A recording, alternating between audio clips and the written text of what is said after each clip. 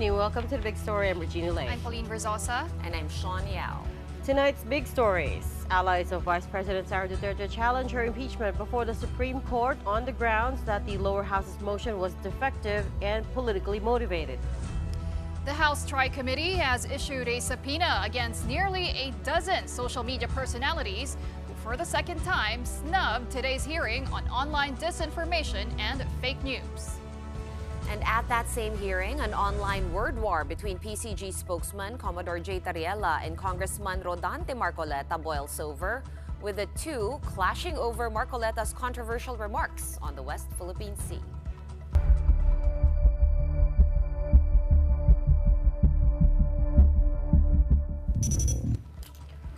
So here we have our first legal challenge to the impeachment case against Vice President Sara Duterte. Lawyers from Mindanao are asking the Supreme Court to throw out her case. The 29 petitioners, led by Kibuloy lawyer Attorney Israelito Torion, say the complaint was pushed through without due process and should be nullified. They also insist it's all politically motivated. Separately, the Supreme Court has also directed the Senate to answer a petition compelling them to immediately commence the impeachment trial. Camille Samonte with tonight's Big Story. Duterte allies joined forces in filing a petition for certiorari before the Supreme Court to protest the impeachment of Vice President Sara Duterte. Leading the pack are lawyers Israelito Torion, the legal counsel of detained church leader Apollo Kibuloy, and Martin Delgra, LTFRB chief during Rodrigo Duterte's administration. What they are asking the High Tribunal to do is issue a temporary restraining order and read a preliminary injunction against the Senate, the venue of VP Sara's trial. Torion is one of the firm belief that the articles of impeachment approved by the House of Representatives on February 5 were defective because these did not go through the constitutional requirements of verification and proper initiation of proceedings. There was simply no time for them to read the complaint because of the thinness of the hour that were given them to even read the complaint.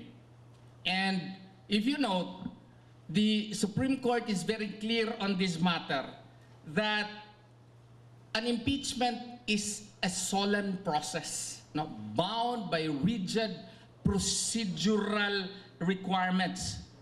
Why? Because the impeachment process is meant to safeguard, not to subvert our democracy. The Vice President's supporters also noted the lower chamber's inaction on the first three impeachment complaints, which according to House rules should have been processed within 10 days. It wasn't until the fourth complaint that House lawmakers immediately convened and garnered more than double the one-third votes required to impeach Duterte. SC petitioners say these actions, plus the fact that only one ouster complaint can be filed against an impeachable official in a year, are all a blatant violation of the Constitution.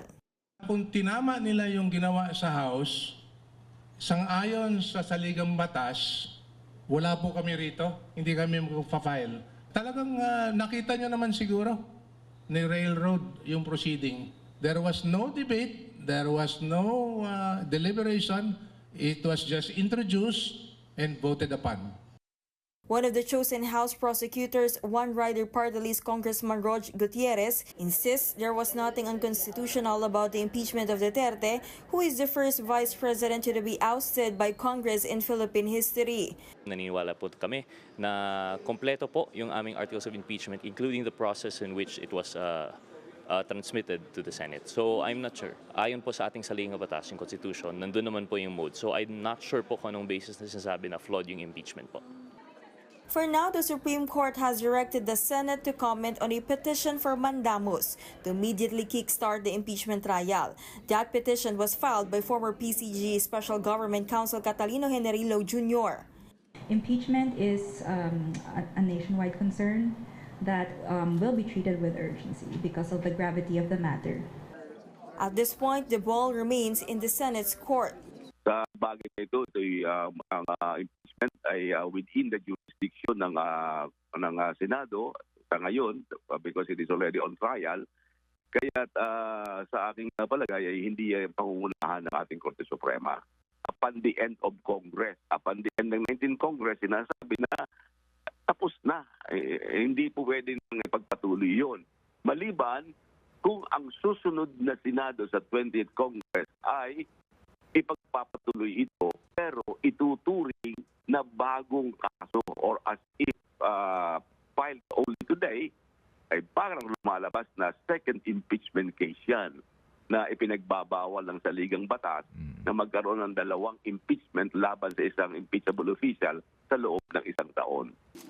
Ultimately, the petitioners echo what Duterte has been saying all along, that this is all just political persecution. We cannot describe it otherwise. This is part of a plan probably to eliminate her as a probable contender in the 2028 national elections.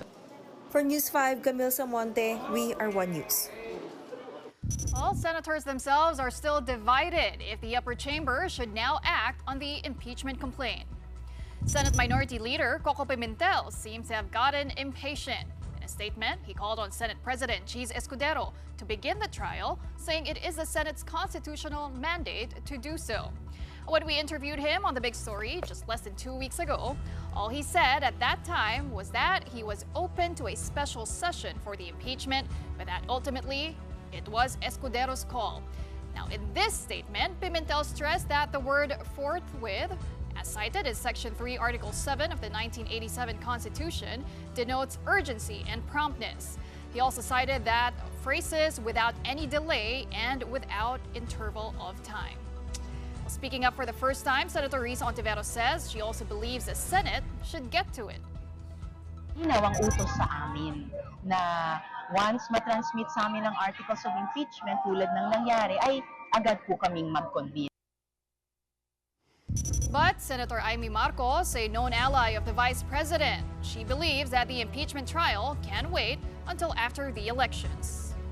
Hindi naman natin masasabi na urgent requiring the calling of a special session. Yun lang pakiwari kong personal. Parang hindi justified dahil hindi naman siya urgent. For the second time in a row, vloggers and social media personalities invited to the House inquiry on disinformation and fake news skipped the hearing. At least 11 of the personalities cited in their letters the petition for certiorari on the hearing that has been filed before the Supreme Court. This prompted panel member Congressman Stephen Paduano to move to issue subpoenas against them. These are former Press Secretary Trixie Cruz Angeles and influencers Crisette Laureta Chu, Sasragando Sasot, Mark Anthony Lopez, Lorraine Marie Badoy, Jeffrey Almendra Celis, Dr. Richard Mata, Ethel Pineda Garcia, Elizabeth Joy Cruz, Aaron Peña, and Mary Jean Reyes. Also failing to heed the House panel's invitation were representatives from Meta and ByteDance, the parent companies of Facebook and TikTok. They too have been subpoenaed. There's a motion to issue subpoena to all those mentioned by the Honorable Paduano for not attending and answering the show cause order issued by the three committees. Duly seconded. Do I hear any objection from the members? Hearing none, the motion is carried. So likewise, in the same manner, then I would like to amend my motion, Mr. Chair. I'd like to move that the show cause order be issued to ByteDance Philippines or the invitee here po, no, sa email to, and to Facebook Philippines, Mr. Chair. Second. Any objection to the motion? Hearing none, the motion is carried. All right, let's delve into today's issues. We have with us tonight Congressman Zia Alonto Adyong, House Assistant Majority Leader, and Lanao del Sur, 1st District Representative. Congressman Adyong, good evening. Thanks for joining us again.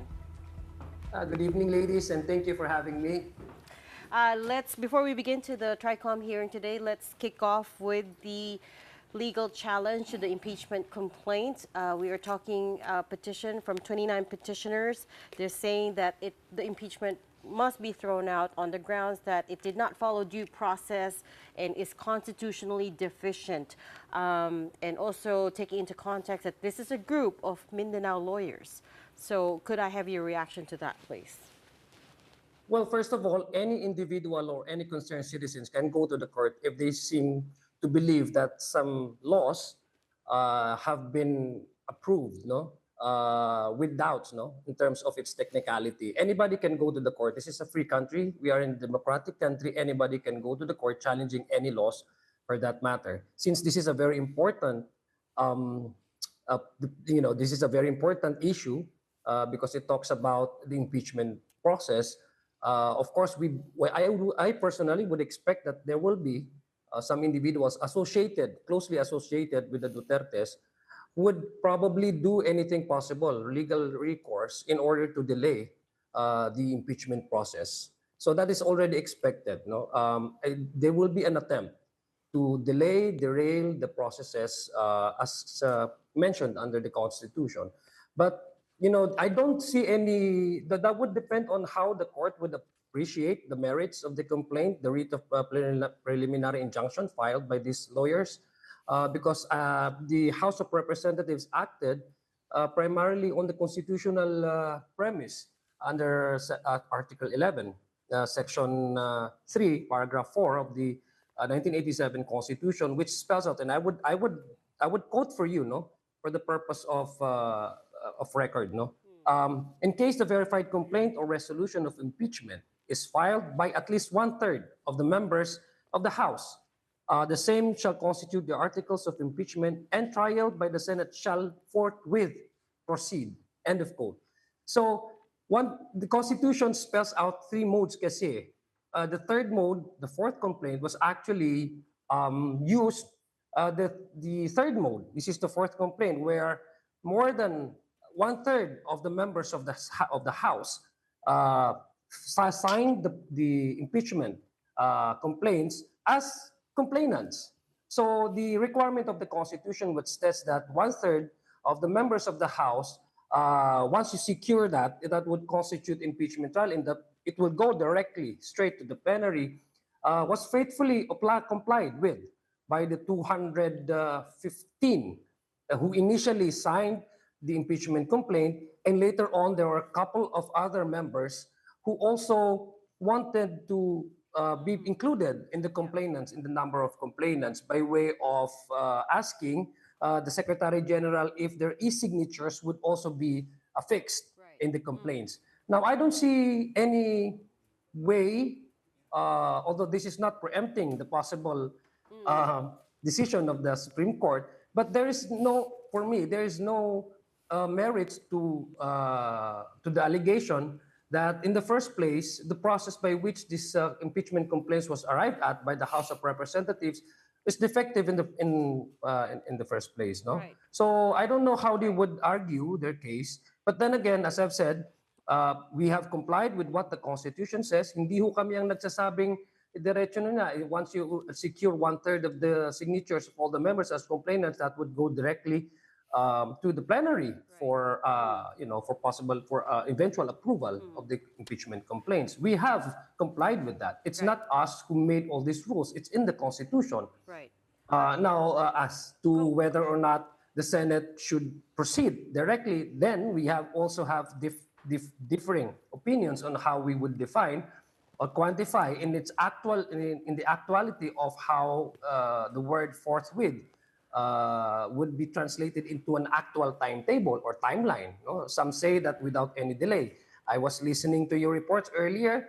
Senator Coco Pimentel says he has no problem if the Senate would convene or would call for an emergency session to discuss about the possible commencement of the Senate converting itself into impeachment court. Right. So again, I expect this. I personally expect this as one of the complainants, that there will be moves and attempt by individuals or groups associated with the Vice President to question and challenge the legality in the processes of the impeachment, complaints. Right. So this is very expected. Yeah.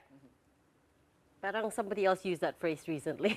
But Congressman, I think they're not questioning the part about the signatures. It is clear that you secured more than what's required of the Constitution. I think what's being questioned here is one of the things that Attorney Israelito Torion pointed to is it was defective because it didn't consider the 3 priorly filed impeachment complaints. And he says based on Article 11, Section 3 of the 1987 Constitution, it didn't meet the verification requirements because it was railroaded within a day. That's the part I think that they're questioning at the moment. You know, we've seen this and we've witnessed this during the Estrada impeachment trial, where the House of Representatives was able to secure more than one-third, I guess, of the signatures from the House members as complainants. So it went directly to the plenary. As to the other three impeachment complaints, actually, the fourth complaint was actually an amalgamation of all those complaints.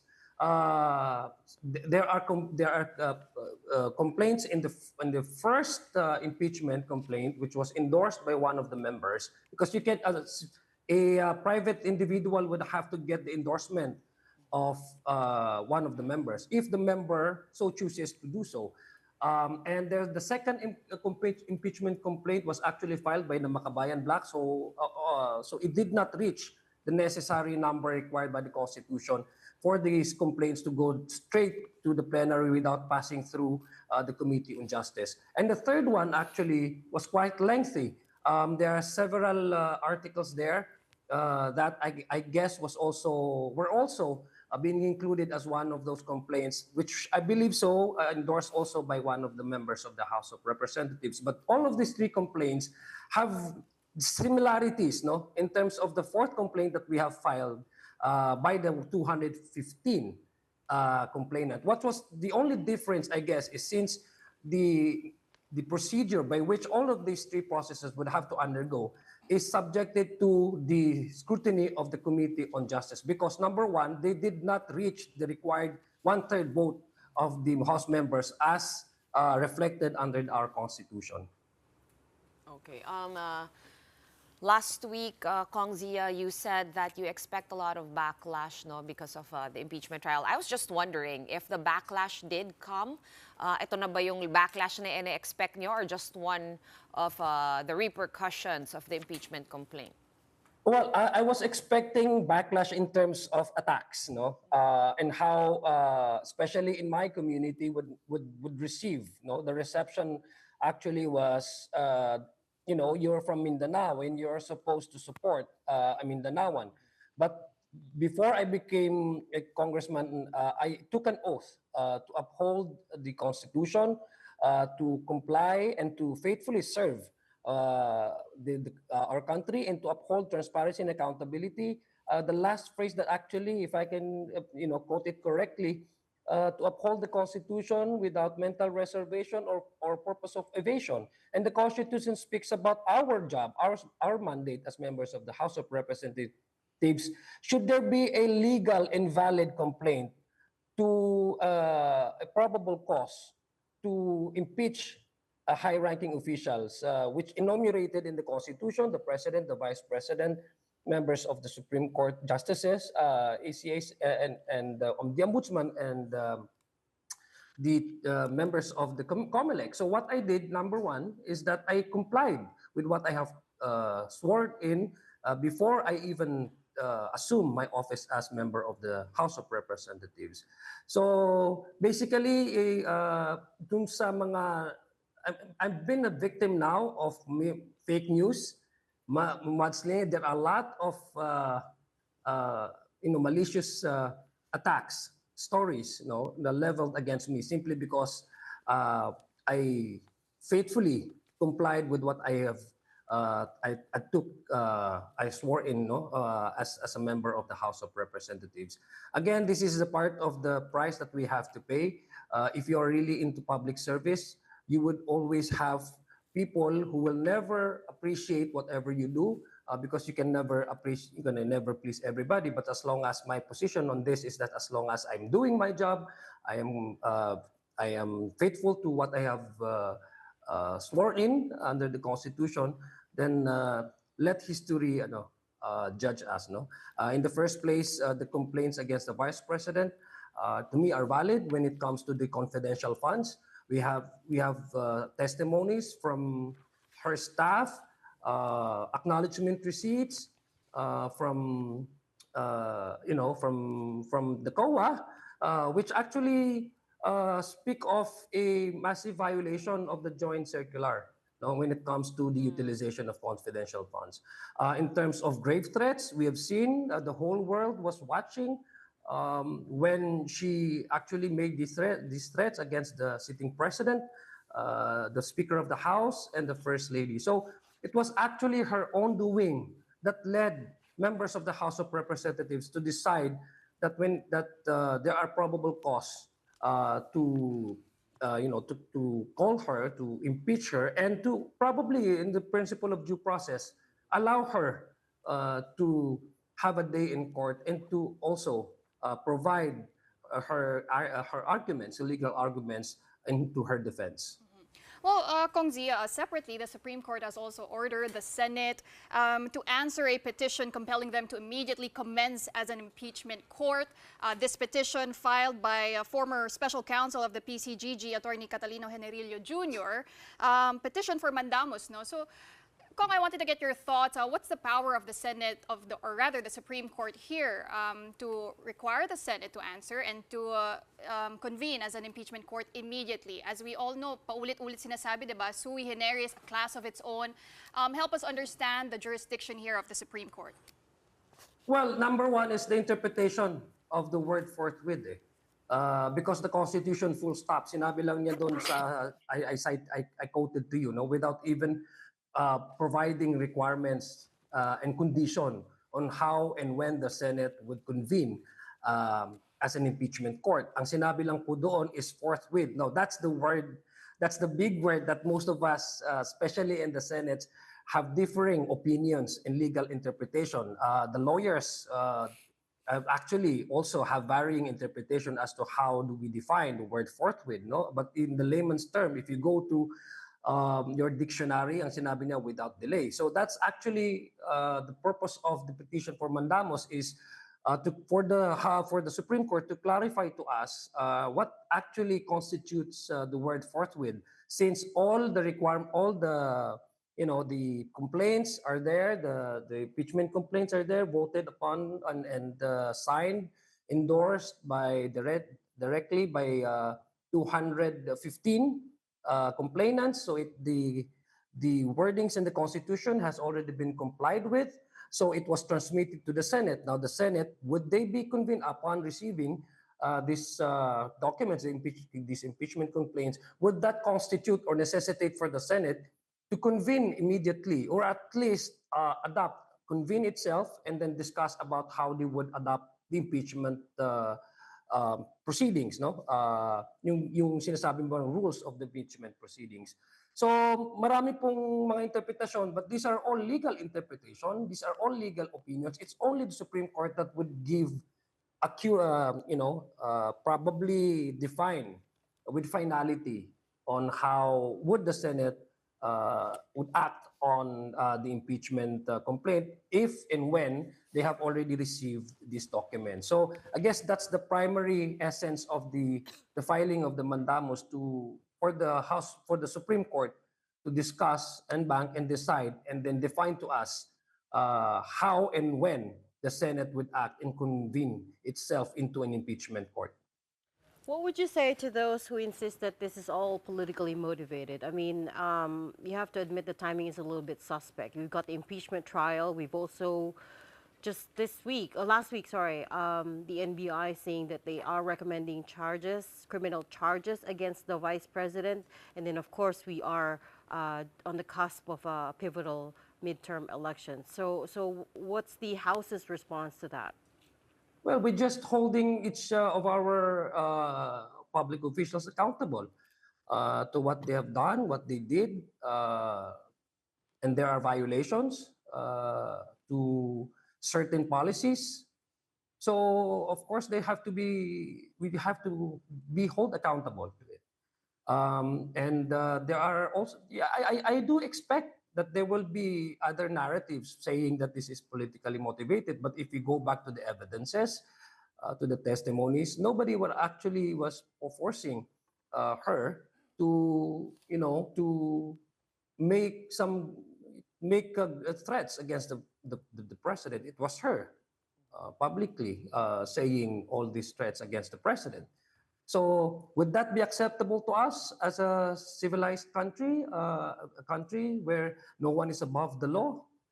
Can we actually threat anybody with impunity and say, I will, no, pwede kitang papatay kita, if ano, and then come out with it, go unscathed without even holding yourself accountable to it, responsible enough for you to at least say sorry, no? Wala. Right. So I mean, all of these things have already been laid out in the public. So in terms of how we can uphold transparency and accountability in all public offices, we have to maintain that. Right.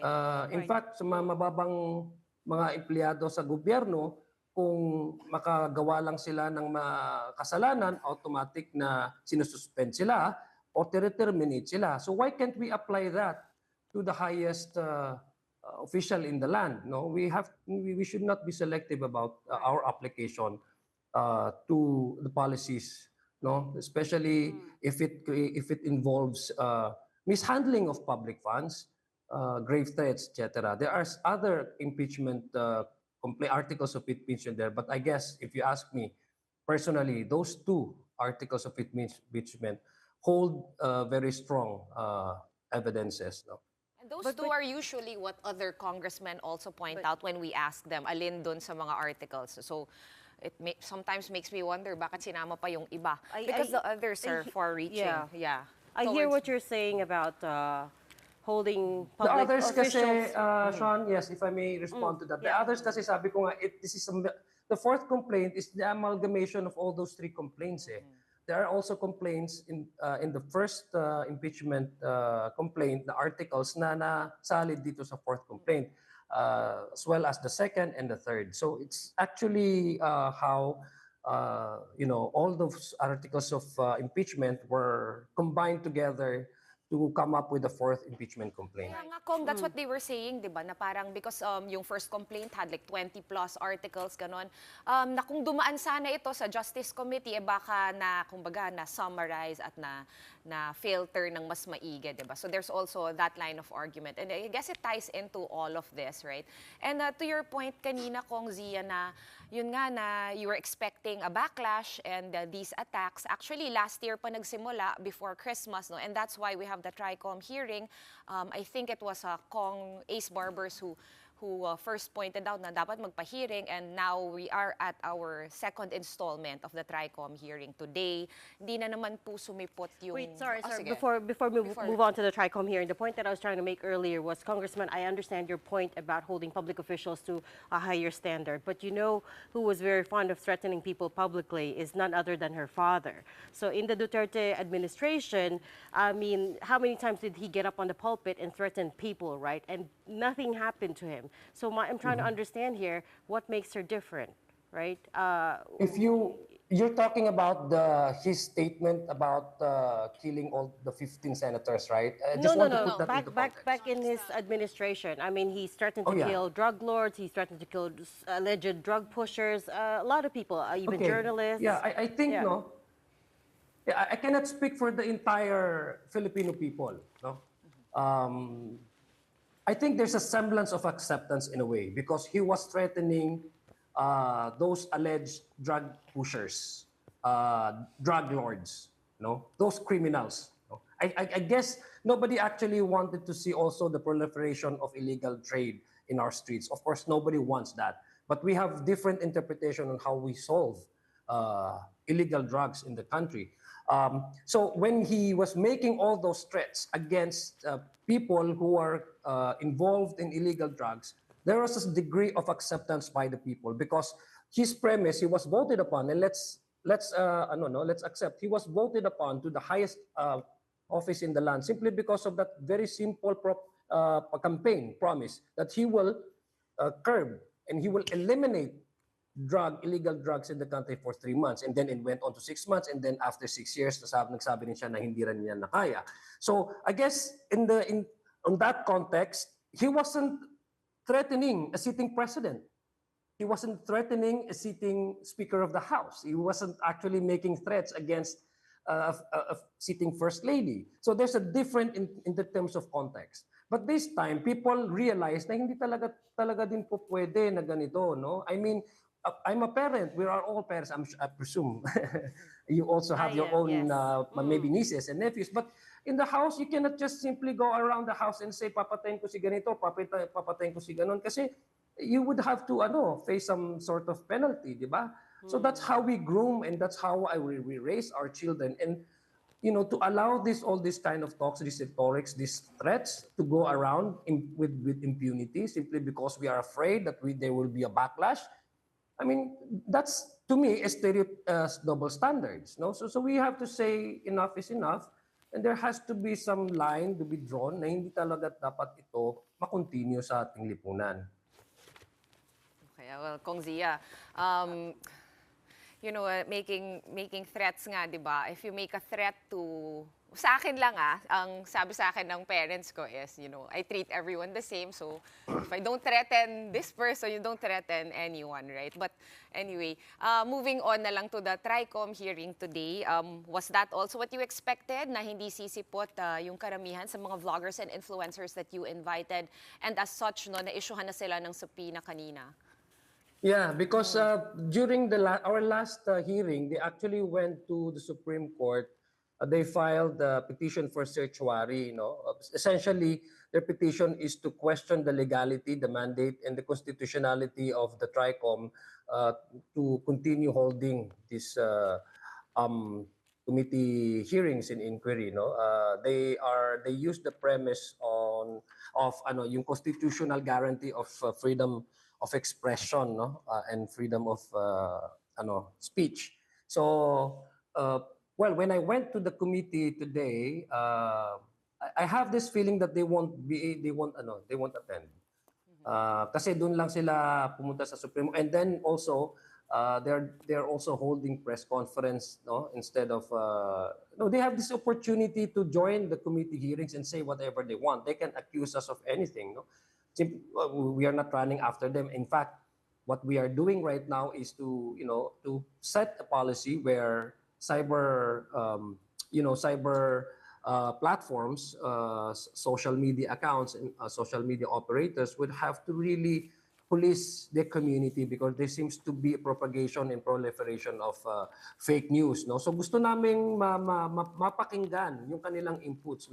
Ang difference kasi dito sa mga dito sa mga legit na mga journalists, they have their own internal self-governing policies, yung ethical standards na sinasabi, because there's the KBP. And even if the print media, and even in your show, before you can actually choose whatever topics that you want to air or discuss about, may editorial board kayo talaga na may nag-approve dyan. But in the case of the bloggers and other advertisement, they seems to have no discipline, guidelines as to how they will go about in terms of informing the public, whether this information or this information are merely opinions or are they really backed up by verified facts. So gusto natin magkaroon ng ganitong klaseng polisiya, and it borders also to the national security concern kasi based doon sa Philippines ba yun, yung fact-checking organization na nagsasabi sa atin that they have in a couple of years ago, I think last year din, they have able to obtain data that there's the Chinese propaganda was actually being able to infiltrate local vloggers here to support and pursue the narrative of the Chinese that the West Philippine Sea is theirs. So it creates confusion in our people. So that to me is the ultimate betrayal of being a Filipino to your country. Right. So ang daming issue dito, not only individually, kasi kami I can protect myself I can actually say na this is fake news, but what about those fishermen in Bajo de Masinloc na aggressively being pushed around by the Chinese coast guards, ano yung protection na meron sila? Ang protection lang meron sila is, number one, of course, we have to arm and capacitate our coast guard in order to protect our sovereign rights over these internal waters that is considered to be under the AUKUS, ours in the first place. At the same time, the support of the populace to really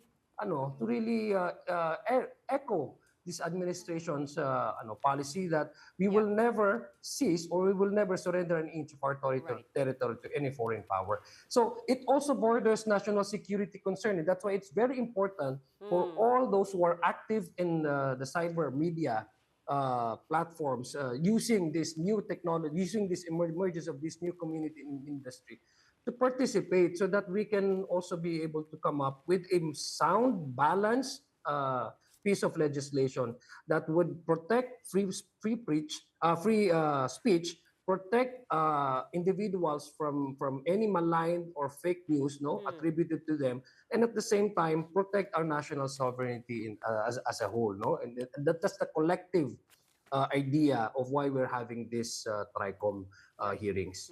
Well, we look forward to continuing to monitor the rest of the Tricom hearings if there are more. For now, we'll leave that there. Thank you so much for your time tonight. House Assistant Majority Leader, Congressman Zia Alonto Adyong. We're going to take a quick break, but coming up, a Chinese Navy helicopter flies dangerously close to a BFAR aircraft out on routine monitoring activity at the Scarborough Shoal. We have the details of that story when the Big Story returns. Stay with us.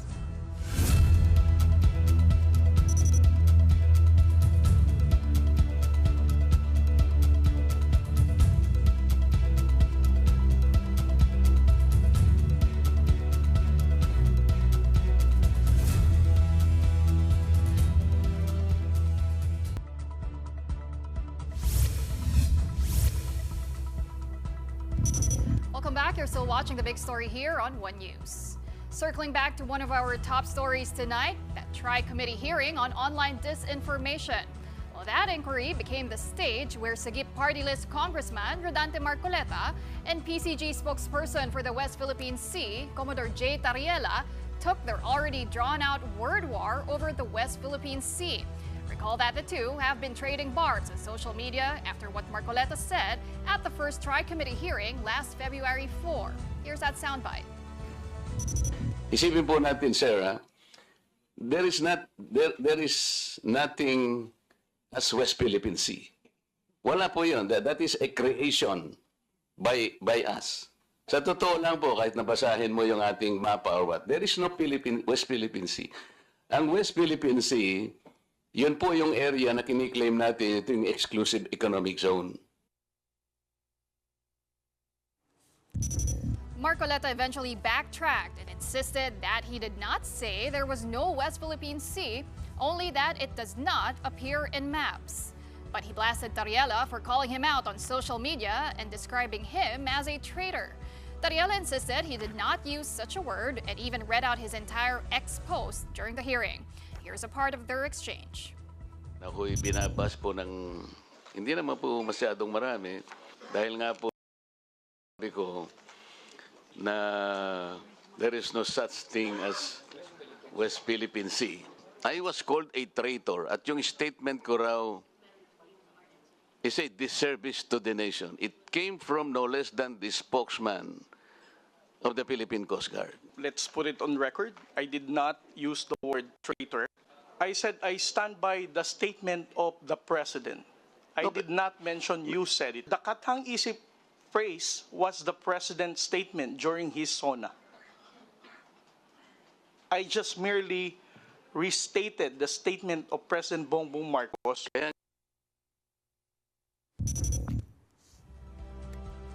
Well, still, Marcoleta could not be appeased and demanded that Tarriela clear his name, which the latter refused to do. I don't think that I'm under in any obligation to respond to all those social media Mr. posts Chair, by bloggers, social media influencers to tell them that they're wrong. Siya muna. Sabi niya wala siyang obligation. Finish your statement. Yes, sir. Mr. Chair, Honorable Marcoleta, sir, I think I'm no under obligation to tell all the social media influencers, to bloggers, defend your name, tell them that you are not a traitor. Again, I did not mention that you are a traitor. It's not, those words did not come from me. Why would I go to the extent of defending you and you're running for Senate? I might as well be interpreted as running for supporting somebody for public office. Why would I even defend you if you're calling me gago? As a commissioned officer of the Philippine Coast Guard, being a spokesperson, calling me mangmang. Hindi man lang tiningnang mabuti saan ba nanggaling itong narrative. Dapat nating i-educate ang ating mga kababayan. Yun ang pinagmulan nun. So it is not disservice. I do not deserve to be called traitor just like that. Kasi ang gusto kong mangyari, lumitaw, ma-informahan natin ng tao na sa ngayon, hindi pa talaga naitatala officially yung West Philippine Sea. Well, around mid-afternoon, while the Tri-Committee hearing was still going on, Commodore J. Tarriela alerted the world to another challenge by the Chinese Army. Post on X, Tarriela said a People's Liberation Army Navy helicopter with tail number 68 conducted dangerous maneuvers against a Bureau of Fisheries and Aquatic Resources, or BFAR, aircraft around 8:39 in the morning today. The BFAR aircraft was conducting a Maritime Domain Awareness, or MDA, exercise over the Bajo de Masinloc, or Scarborough Shoal. And you can see in the video, right, the PLA Navy helicopter coming too close to the Philippine aircraft. In fact, it flew as close as just 3 meters to the port side and above the BFAR aircraft, according to Commodore Tarriela. He says that's a clear violation of and blatant disregard for international aviation rules.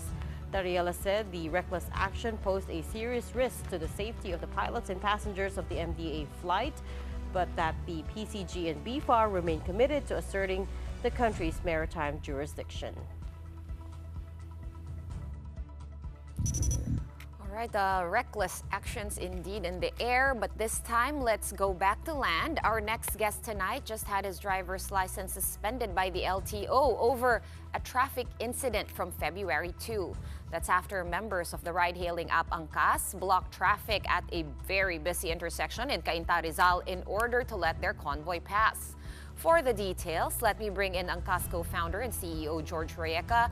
George joins us tonight via Zoom because, as we said, he has lost his license and was unable to drive all the way to the studio. Good evening, George. Thank you for joining us nonetheless. Good evening, Shawn. Pwede naman po ako mag-angkas. I was just gonna say he could have ridden an angkas, diba, to get here, but okay. Maybe he's under house arrest. Oh, yeah. Promoted ka na nga raw to passenger according to your own Angkas Facebook account. But tell us, George, the background. A lot of people nagulat na lang sa headline. They were not aware ano ba nangyari at bakit sinuspend ang license mo ng LTO for 90 days. Well, for now, no, I think I actually, just for clarification, I actually haven't gotten any official order from the LTO. Although, again, I voluntarily went to the office of the LTO to ASEC Mendoza's office to surrender my license. So I have been without a license for a few days now. I think a week has passed since I last went there. And I have maintained the fact that we made a mistake in terms of how the event was handled, how the motorcade was conducted. And I take full responsibility and accountability as this is my organization and it happened under my watch. But if that is the case and that is the punishment that was rendered by the LTO based on their investigation, then I subject myself to the good judgment of our regulators. And mabuti na lang ako para hindi na po yung mga bikers po natin. Again, humingi po ako ng tawad at pasensya hindi lang po sa bikers natin, sa publiko, pati na rin sa lahat po ng kagulong. Kasi alam mo naman, we've been espousing safety and also regulation following the proper rules. And that has always been the cornerstone. And in this incident, we failed to do so. So for me, that is a major issue. I should be held to a higher standard. And which is why nandito po ako accepting whatever the regulators fine me or punish me with. George, what was that event anyways? Ano po yun? Papunta po tayo sa Marilake. That was a ride for making Marilake safe again. Again, that whole event was supposed to be for bikers to follow rules and regulation. And it was quite unfortunate that on the way to Marilake, that this incident occurred. Yeah, go ahead, Pawi. Okay, well, Georgie did take full responsibility and accountability for organizing this motorcade, but many are wondering, is there any disciplinary action that will be meted out to the riders themselves? Because with the suspension of your license, I mean, does that absolve them already of any responsibility since sila yung nag-cause nga ng traffic jam dun sa intersection? Again, hindi po ako eksperto sa government regulations and sa law enforcement. I'm sure meron po silang mga matrix po dyan in terms of what the punishment is. Although I have to say na sumusunod din po yung mga bikers doon sa kumpas ng motorcade po natin. And if you've been in a motorcade before, di ba, you just follow the person in front of you. So again, I think the accountability rest upon the leader of the organization. Kasi kami naman po nag-organize ng event na yon. At kung may pagkakamali on how that event is conducted, I should be the one responsible for it. Okay. George, I was just wondering, because normally if you're going to have a motorcade, and a big one at that mukha namang maraming nag-participate, usually you coordinate with the LGU so that they can, I don't know, some the barangay, the tanods, the enforcers are kind of helping you along the way. I understand this happened on a weekend. Can you confirm? And was there any such coordination done with the locality of Rizal? Again, wala po tayong excuses dito, no? In fact, dapat po ang angkas napaka-eksperto na po when it comes to running motorcades because we've been doing this for the last 8 years with full coordination with local and national enforcement. Unfortunately, this was a lapse of judgment on our part and this should never, ever happen again. Well, I'm sure the authorities appreciate you coming forward and taking full responsibility for the incident. What would you like to happen now? Are you in talks with the LTO in terms of, potential other sanctions? I know you're trying to shield the other drivers from any blame and any other penalties. But are they talking to you? What's it like? Well, we are in coordination with the LTO. I received a show cause order from them when I went to their office. We're in the process of submitting our response to the show cause order, and hopefully from there they can render their decision. But just to clarify, no decision has been rendered at least officially to me, and we will await that decision. To be fair, I think what the LTO said, George, was that wala pang ang final resolution. So, as a temporary measure, your license was suspended and nagkaroon pa nga ng confusion. No? Attorney Vigor of the LTO initially said na ni-revoke yung license mo but actually clarified that was somebody else's license. Yours was only suspended for 90 days while they clear up whatever matters it was with the actual incident. So what you're saying is that there's no final resolution yet and talks are still ongoing, or is it just a matter of waiting for a decision from the LTO? There is no discussion per se. There is no negotiation that's happening. There is just a show cause order that we will reply with our response to the incident. And from there, they will investigate, I believe, but you will have to ask them and render the decision. So for us naman, we are not in talks. Hinihintay lang po talaga namin kung ano yung magiging decision nila. But I think hinihintay din po nila yung ano namin, yung incident report po namin that we will pass to them. Well, George, I believe Cainta Mayor Attorney Ellen Nieto also ordered Angkas to conduct community service. Have you already decided what kind of community service the company will be conducting after this violation? Wala pa po, but we hope that we can do some level of safety training in their locality as a way for us to provide that service. But this has not been proposed yet, and I think my guys are in discussion with the local officials to see what is the way forward. But inside the organization, I'm sure some wrists were slapped. Siguro may nasermonan dyan at na-refresh yung memory about what we do, do's and don'ts on the road. How is Angkas handling it internally? I think we've always been very professional in terms of following rules and regulation. We've always made sure that that has always been at the center or focus of all of our efforts. And I think there will be and has been actually discussions and retraining that's going to be happening across the board, especially with some of our officials.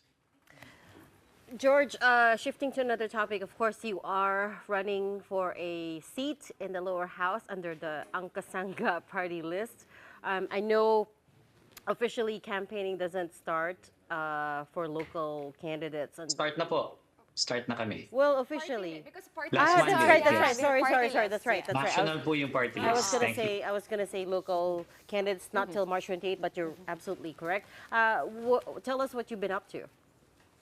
I've been going around the country. I've been talking to, of course, my rider base, the bikers, and we've seen. I've seen firsthand. No, there's a lot of opportunities that we can do, and marami rin pong hindi nakakakuha ng oportunidad na ginawa po natin sa angkas na talagang, nakita po natin, gumawa po tayo ng sistema na kung marunong ka mag-motorsiklo, kaya mong alagaan yung pamilya mo at hindi ka na maghihirap. So this is something that we want to really institutionalize across the board. Ang daming mga issues on rising gas prices, maraming issues on, for example, tricycles. After 40 years of being legal, wala pa rin po silang accident insurance and benefits from the national government.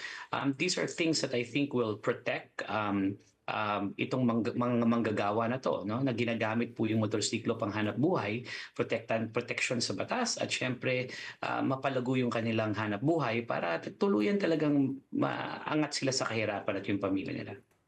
The latest survey by Okta, if I recall correctly, Angkasangka was not in the top 6. What are you doing around to try to increase, to raise your awareness at this point? You're trying to I don't know if you're looking at the polls, by the way, or if you're just going about your campaign without looking at the surveys. But what's your strategy here? Ako po, ginagamit ko yung opportunity na to really just spread the advocacy, to help as many people as we can.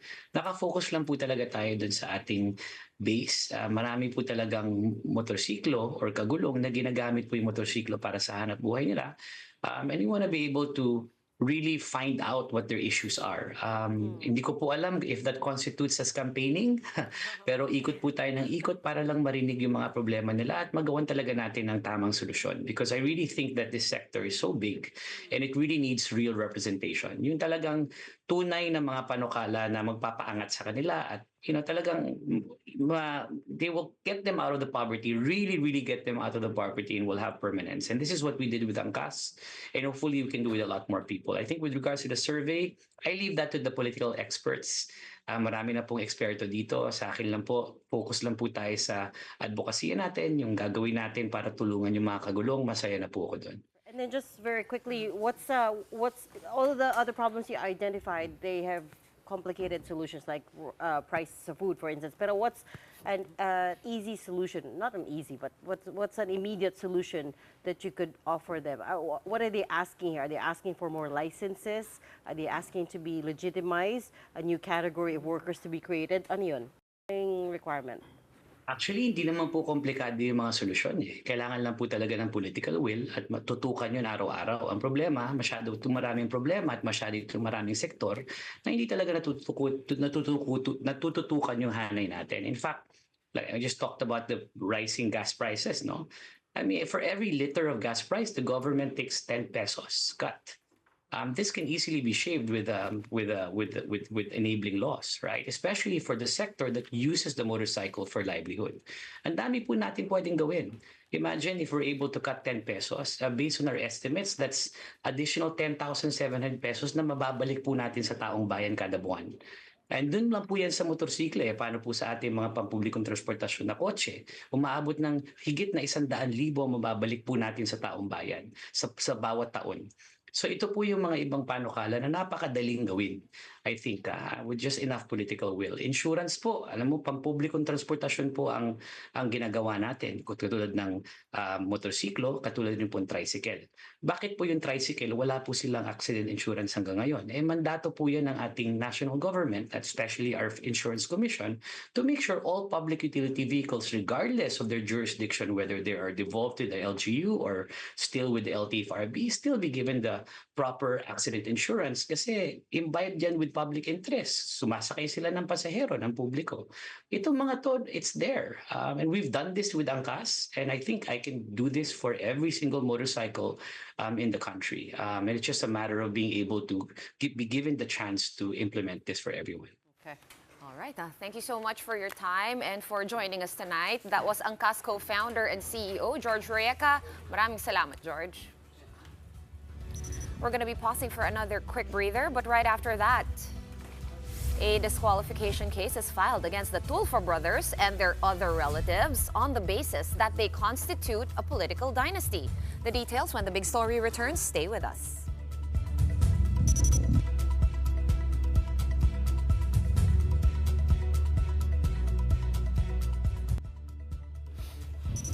Welcome back. Thanks for sticking around with us here on The Big Story.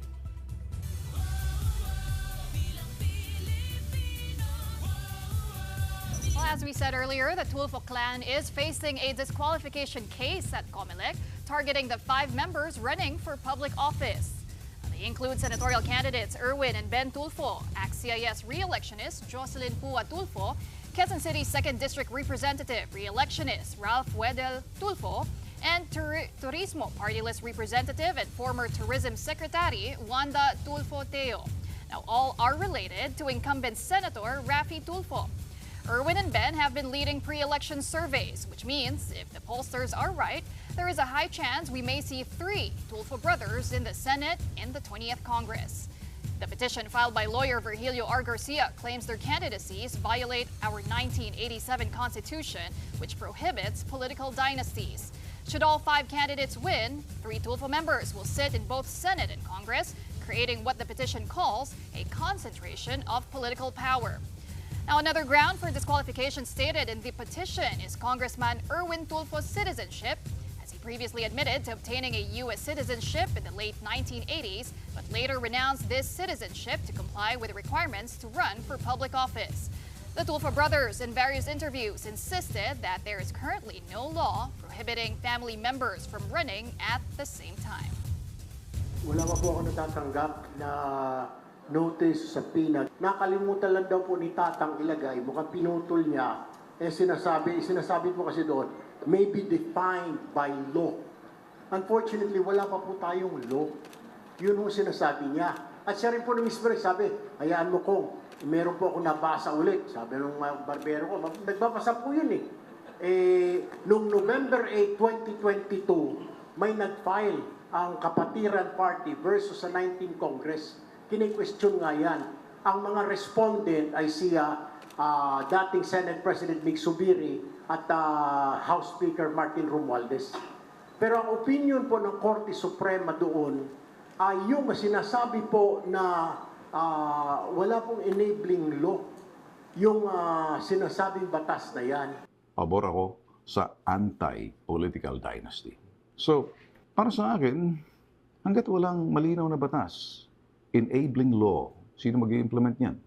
For now, I trust the wisdom of the Commission on Elections. I'll leave it up to the people. Kasi kung gusto ka ng tao, iboboto ka nila. Kung ayaw ka nila, isip nila, dynasty to, ang dami naman, walang ginagawa, then don't vote for us.